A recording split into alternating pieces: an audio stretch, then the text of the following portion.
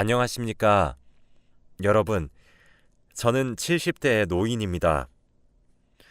나이 먹고 이렇게 글을 적어보려고 하니 매우 어색하고 생소하게 느껴지는군요. 남들도 사는 인생 다 똑같을 것이고 사연 없는 사람 없다지만 저도 참 슬픈 사연이 하나 있었습니다. 전 하나뿐인 딸아이로 인해 잘 극복했지만 말이죠. 제 딸은 지금 결혼을 앞두고 있고 이제 제품을 벗어날 나이가 되었습니다. 오늘따라 참 싱숭생숭한 기분이 많이 들어 이렇게 글을 적어 보냅니다. 제 이야기는 지금으로부터 40년 정도를 거슬러 올라가면서 시작해요.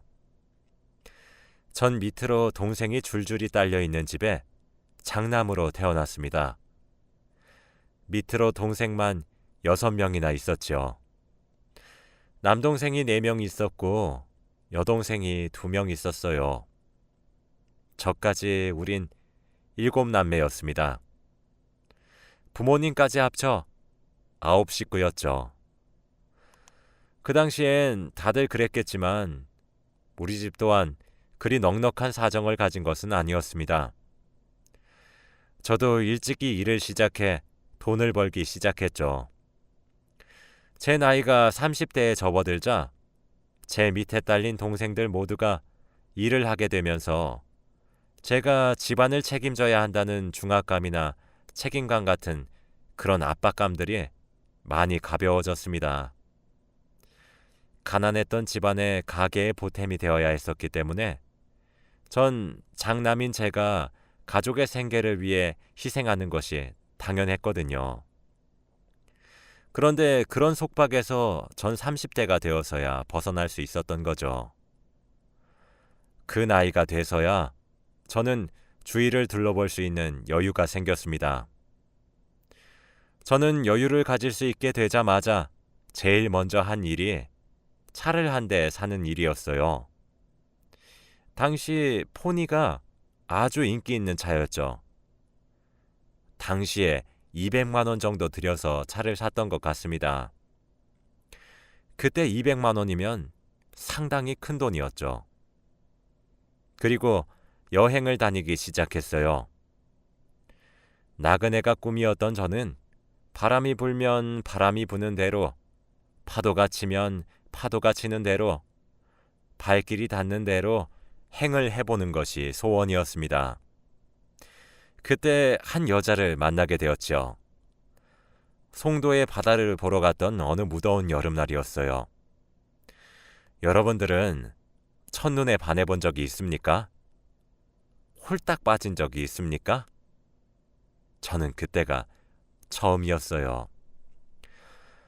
먹고 사는 문제가 더 급했기 때문에 여자를 만날 시간도 전 없었습니다. 그날 산들바람이 불었어요. 그 여자분은 허리까지 오는 긴 생머리를 가지고 있었는데 바람결에 머리카락이 흩날렸죠. 피부는 얼마나 하얀지 쌀가루처럼 뽀얀 피부였어요. 첫 만남 때 무릎까지 오는 노란색 원피스를 입고 있었죠. 요즘 말을 빌려 표현하면 이상형이란 단어가 참 어울릴 겁니다. 봄날에 활짝 핀 개나리처럼 예쁜 사람이었거든요. 첫눈에 반한다는 느낌을 전 그때 배웠습니다. 그날 사람이 무척이나 많았는데 그 사람만 눈에 들어오더라고요.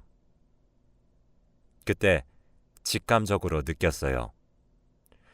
오늘 이 만남을 놓치면 제가 땅을 치고 후회할 것을 말이죠. 그때 무슨 용기가 솟아난 건진 아직도 몰라요. 무작정 그 사람에게 다가갔습니다. 여자 손이라곤 어머니 손만 잡아봤던 제가 뭐 얼마나 자연스럽게 말을 걸었겠습니까? 쭈뼛쭈뼛거리고 바보처럼 말도 더듬었죠. 그렇게 쑥맥처럼 바보같이 더듬거리며 대뜸 차 한 잔 마시러 가지 않겠냐고 했습니다. 그 사람은 그렇지 않아도 동그랗고 커다란 눈을 더 동그랗고 크게 뜨며 웃음을 터뜨리고 흔쾌히 알겠다고 고개를 끄덕거리더군요. 그렇게 마주 앉아 차 한 잔을 마실 수 있게 되었습니다. 얼마나 부끄럽던지 얼굴이 화홧해졌죠. 몇 마디를 주고받지 않아도 그 시간이 얼마나 재밌고 신이 났는지 몰라요. 저는 제가 말이 많다는 사실을 35살의 어느 무더운 여름날에 처음 알았네요. 눈이 마주치면 얼굴이 시뻘개졌죠. 길을 걷다 손끝이라도 스치면 몸둘 바를 몰랐어요.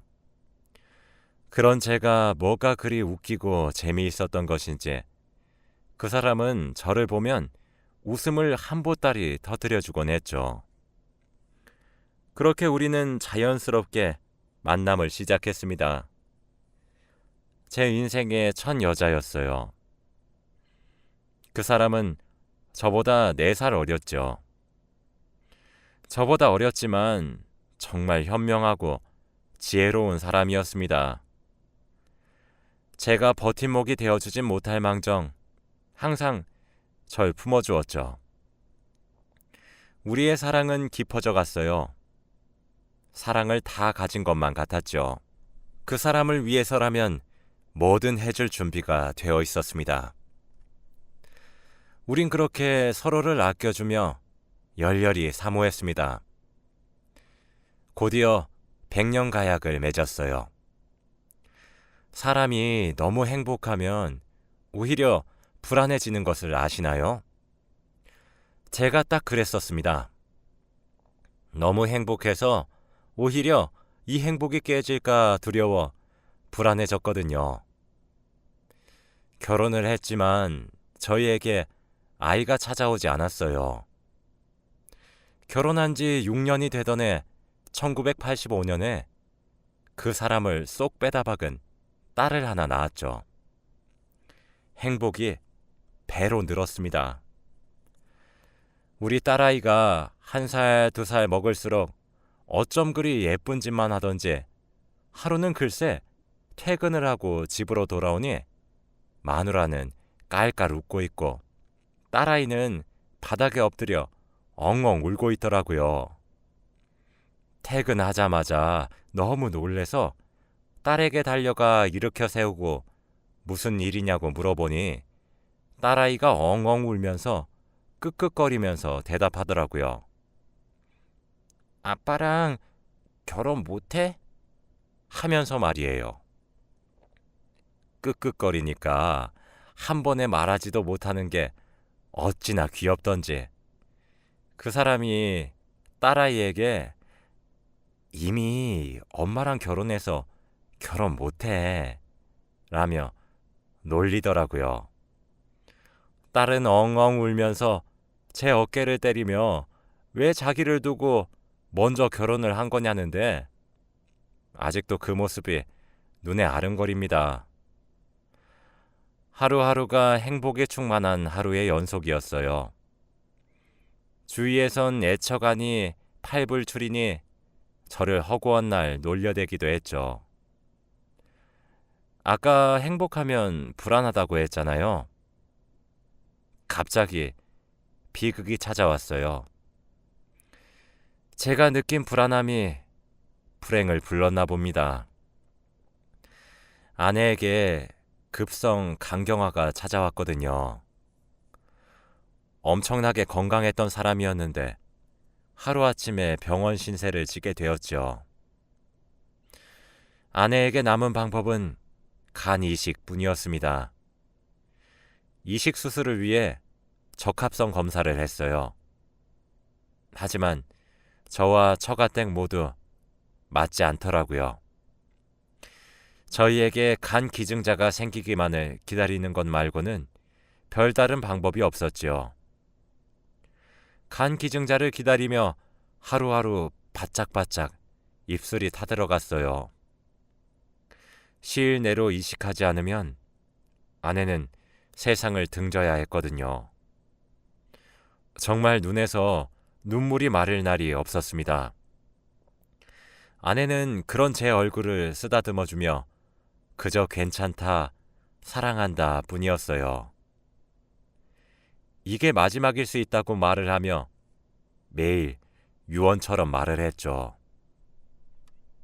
딸에게 어떻게 대해야 할지, 집안일은 어떻게 해야 할지 사소하고 세세한 부분에 대해 말을 해주면서 말입니다. 항상 마지막은 우리 딸을 잘 부탁한다는 말이었어요. 저는 종교가 없었고 신을 믿지 않았지만 매일 하늘에 대고 빌었습니다. 제 간이 맞다면 제 것을 떼어서라도 줄 수 있는데 하늘에다가 제발 우리 아내를 한 번만 살려달라고 매일 밤마다 기도했어요. 제 기도가 하늘에 닿았던 것인지 얼마 후 정말 기적적으로 간 기증자가 나타났습니다.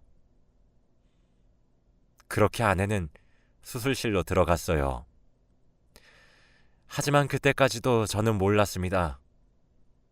그게 아내의 마지막 얼굴을 볼 수 있었던 시간이었다는 사실을 말이죠. 수술 시간이 생각보다 오래 걸린다고 아무 걱정하시지 말라고 말씀하셨는데 들어가신 담당 의사 선생님이 생각보다 빠르게 도로 나오시더라고요. 그리곤 저를 찾으셨습니다. 무슨 일이라도 생겼나 싶어 헐레벌떡 선생님 앞으로 찾아갔습니다. 의사 선생님은 제 두 눈을 마주쳐주지 않더군요. 그리고 의사 선생님은 제게 수술을 할 수 없다고 했습니다.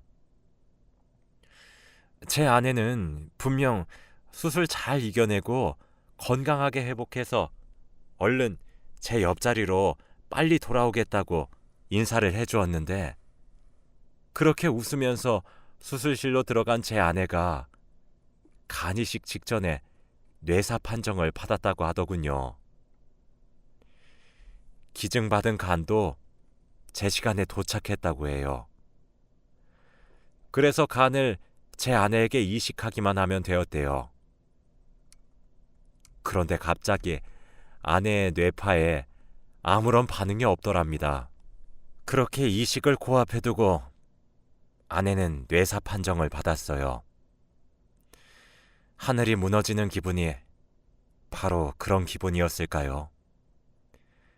의사 선생님께서는 제 손을 꼭 잡고 죄송하다는 말만 되풀이하시고 자리를 떠나셨습니다. 아내는 그렇게 일어나지 못하게 되었고 장기 기증을 통해 여러 생명을 살리고 하늘의 별이 되었습니다. 하나 있는 딸은 엄마와의 이별을 받아들이지 못했죠. 학교에 입학도 하지 않은 어린 나이에 엄마를 잃게 되었습니다. 아내를 어떻게 보냈는지 기억이 나지 않아요. 2번 정도 혼절해서 수액을 맞으며 일어났거든요. 생지옥과 다름없었습니다. 저는 최선을 다해 아내를 사랑했다고 생각했는데 하루가 지나면 지날수록 후회로 뒤덮이기 시작했어요. 돈, 그게 뭐라고.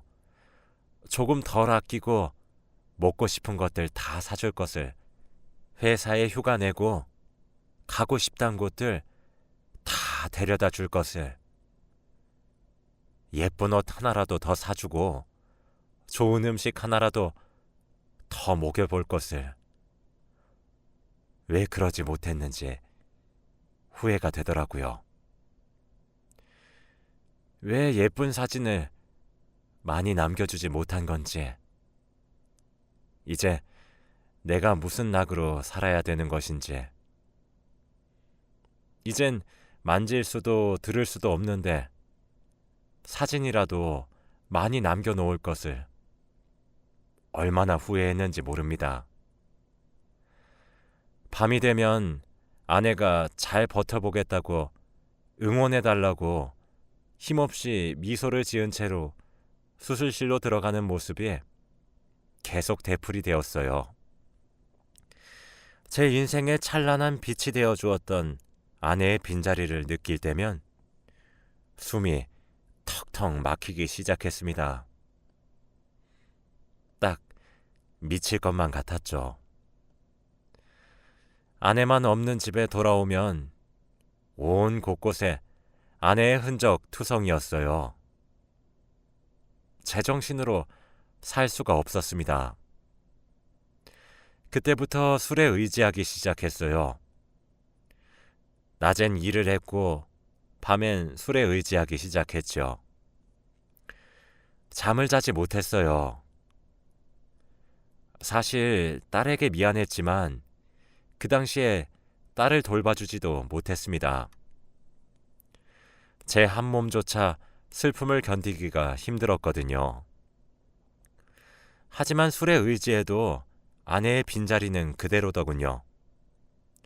술에 취한 밤이면 아내 생각이 더 간절해지기도 했죠. 가장 힘들었던 것은 그리움이 만든 환상이었습니다. 저녁 늦게까지 일을 하고 퇴근을 해서 집으로 들어오면 부엌에서 제가 좋아하는 김치찌개 냄새가 코를 훅 스칩니다. 그런데 집안은 차가운 정막만 흐르는 거죠. 온기 하나 없이 말입니다. 아내가 병원에 입원하기 전에 챙겨 먹으라고 만들어준 곰팡이 핀 반찬들을 냉장고에서 꺼내 식탁에 하나씩 올려놓고 밥을 먹습니다. 습관적으로 아내가 항상 앉아서 조잘조잘 이야기하던 자리를 쳐다보며 말이죠. 정작 제가 먹었던 것은 소금 간 하는 것을 깜빡해 삼삼한 맛이 나는 계란 후라이와 소주뿐이었죠. 그런 일상을 살면 당연히 몸부터 병듭니다. 건강에 빨간불이 뜨지요. 하루는 몸이 너무 아파 병원에 갔더니 간염이더군요. 술이 원인이라고 이러다 크게 일이 날 수 있다고 했습니다. 제 소식을 가장 먼저 들은 사람은 제 막내 여동생이었어요. 막내 여동생은 제 딸아이를 돌봐주고 있기도 했어요. 병원으로 오더니 자기 가슴을 퍽퍽 치며 주저앉아서 울더군요. 저보고 언제까지 이렇게 살 거냐고, 기어코 이렇게 새언니 뒤를 따라갈 거냐고, 오빠까지 이러면 우리 조카 불쌍해서 어떻게 하냐고, 제발 정신 좀 차리라고, 언니 닮은 딸내미 고아 만들고 싶냐고 하면서 펑펑 눈물을 쏟으며 우는데, 문 근처에 서 있던 딸아이가 죽는다는 말에 발작을 하듯 울며 제게 죽지 말라고 하더라고요. 저는 그때 정신을 차렸습니다. 아직 어리기만 한 우리 딸아이가 죽음을 모르지 않는다는 사실을요. 이젠 그 누구보다 죽음에 예민한 사람이 되었다는 것을 말입니다. 그렇게 딸을 부둥켜 안고 얼마나 눈물을 흘렸는지 몰라요. 다행스럽게 제 간은 회복을 했고 정상적으로 퇴원을 할 수 있게 되었습니다. 딸과 둘이서 힘내서 다시 살자고 혼자 다짐했어요. 딸이 엄마를 찾을 때면 가슴이 미어졌고 엄마만 해줄 수 있는 것들이 있어 제가 해주지 못할 때 얼마나 무력했는지 모릅니다. 딸에게 엄마의 죽음을 알려주는 과정은 정말 힘들었어요. 저는 딸에게 엄마는 우리 곁에 잠시 살다 너무 착하고 예쁜 사람이라 하늘에서 얼른 오라고 손짓해서 갔다고, 우리도 나중에 차례차례 하늘로 놀러 가면 볼 수 있다고 했죠. 딸아이는 씩씩하게 이겨내 주었습니다. 저보다도 낫더군요. 지 엄마를 닮아서 그런가 딸아이는 아내처럼 봄날에 피는 노란 개나리꽃처럼 예쁘게 자라주었어요. 속 한 번 썩이지 않고 참 착하게 잘 자라주었죠. 딸은 나이가 먹을수록 커갈수록 아내를 쏙 빼닮더군요. 딸을 보고 있으면 한없이 아내가 그리워지곤 했습니다. 제겐 여전히 아이처럼 어리게만 느껴지는 제 딸이 곧 한 남자와 결혼식을 해요. 언제 이렇게 훌쩍 커서 제 품을 벌써 벗어나려고 하는 것인지 감격스럽기도 감동적이기도 한편으로는 조금 서운하기도 합니다. 하루는 사위 될 사람을 데리고 왔더군요. 그런데 이 자식이 정말 제 청년 시절처럼 구는데 이래서 피는 못 속이는구나 싶더라고요. 우리 딸을 쳐다보면 말을 더듬기도 하고 얼굴이 빨개지기도 하는 것이 꼭 젊어서 아내를 꼬셨던 제 모습 같더군요. 내가 다른 것은 몰라도 우리 딸내미 눈에서 눈물 한 방울 날 일 없겠구나 싶어서 결혼을 허락했습니다. 그날 밤 딸아이에게 물었습니다. 어디가 좋아서 결혼을 결심하게 된 것이냐고 말이죠. 근데 딸이 뭐라고 하는지 아십니까? 아빠 같아서 좋다고 합니다. 글쎄, 그놈을 보고 있으면 제가 생각나고 제가 하는 짓과 비슷해서 너무 좋답니다. 그래서 너무 편안하다고 했어요. 그렇냐고 무심하게 넘겼지만 방에 들어가 얼마나 눈물을 쏟았는지 몰라요. 감격의 눈물인지 떠난다는 사실에 대한 서운함의 눈물인지 아직도 모르겠네요. 며칠 전 예비 사위가 절 찾아왔더군요. 딸과 함께 오지 않고 왜 혼자 왔냐고 물으니 제게 부탁드리고 싶은 것이 있어 이렇게 딸아이 몰래 절 찾아온 것이라고 대답했습니다. 그 말을 듣고 결혼을 하는데 금전적으로 조금 모자란 건가 머릿속에 정말 오만 가지의 걱정이 다 들더군요. 그런데 제 예상과는 다른 부탁을 들어달라고 하더군요. 저는 몰랐는데 예비 사위에게 제 딸이 저를 모시고 살고 싶다고 했답니다.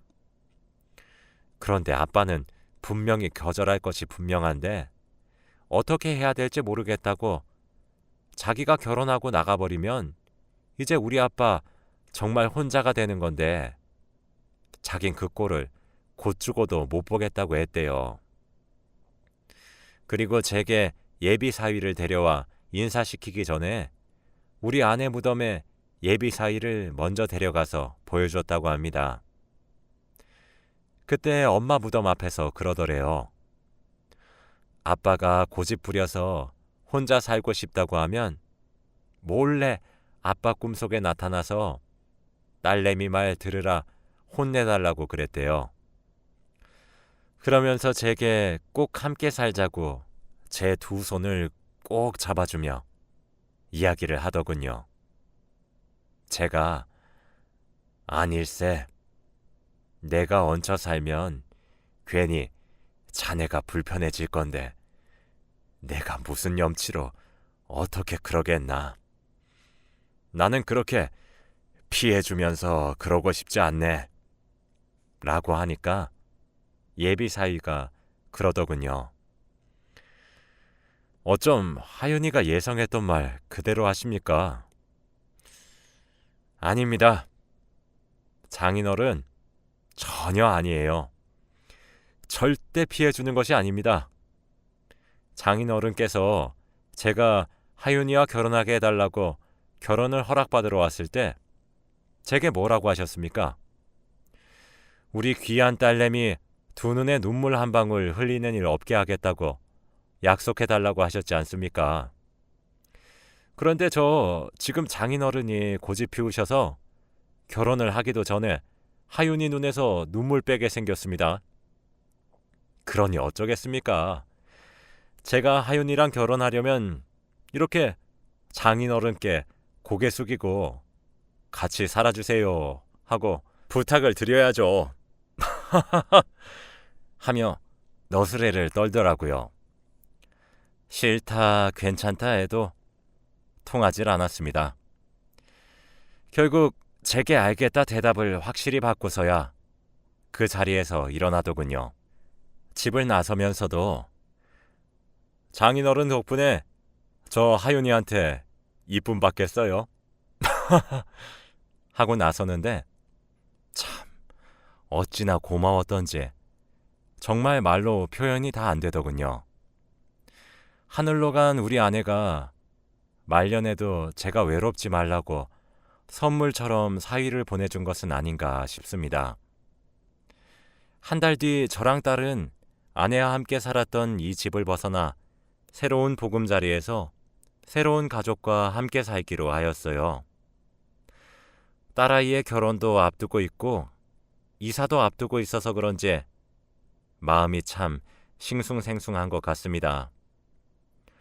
부족한 아버지였던 제 손에 이렇게 예쁘고 착하게 자라준 딸이 너무 자랑스럽고 사랑스럽네요. 오늘따라 하늘로 간 우리 아내가 많이 그리운 날입니다. 딸의 결혼식 날에 울지도 모르겠습니다. 제 인생 이야기를 들어주셔서 감사해요. 다들 행복한 하루가 되셨으면 좋겠습니다. 감사합니다.